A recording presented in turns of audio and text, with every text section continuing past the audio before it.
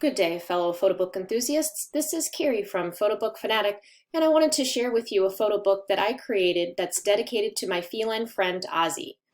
Although the main focus is cats, the ideas presented in this photo book can be easily adaptable to dogs and other pets. This particular photo book was created on a 10 by 10 template.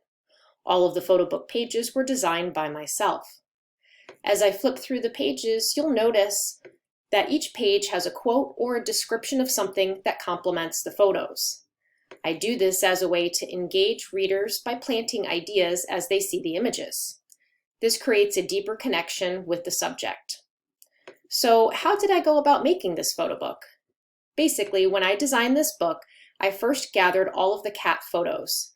Then I organized them in either standalone photos, and those are the ones that are really good, so there's just a single photo on a page, or I organized them into groupings of photos that are similar or complementing, so there's several photos on each page, as there is on this particular page. How did I go about getting the quotes?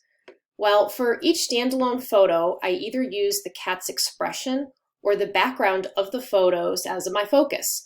For instance, on this particular page, you'll see that nature was the subject I wanted to focus on. So I did a search for nature and I came up with this quote by Aristotle. There's also another picture of the cat sitting by a gate, and I used a quote from J.R.R. Tolkien. I also did quotes, general quotes about cats, and I made a list of them. And then I looked at my groupings of photos and I used those, matched them up into something that complemented well.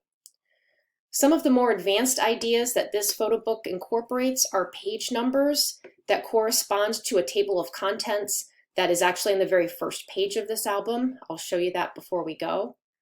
You'll notice that I used a variety of font styles, colors, and sizes, and that's to create some complexity and interest. So on this particular page in the quote down here, I used capital letters on some of the words that I really wanted to highlight.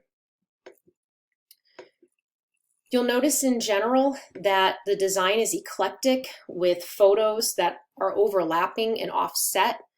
And in general, when designing things, it's best to avoid patterns because people tend to lose interest very quickly. The page designs include a variety of backgrounds, borders, ribbons, photo frames, and embellishments, and all of this was found on the Shutterfly website. If you're wondering how to use those, please watch my recipe videos. They go step by step on how to search, select, and use embellishments on the Shutterfly website. I also have several videos that highlight the principles of the design process, which are engagement, aesthetics, and randomizing. As we're nearing the end of this photo book, I wanted to be sure to show you the cover and table of contents for this photo book. So hang in there for just a few more pages.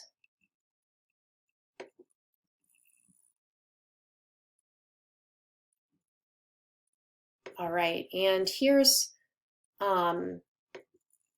the cover and the back of the book.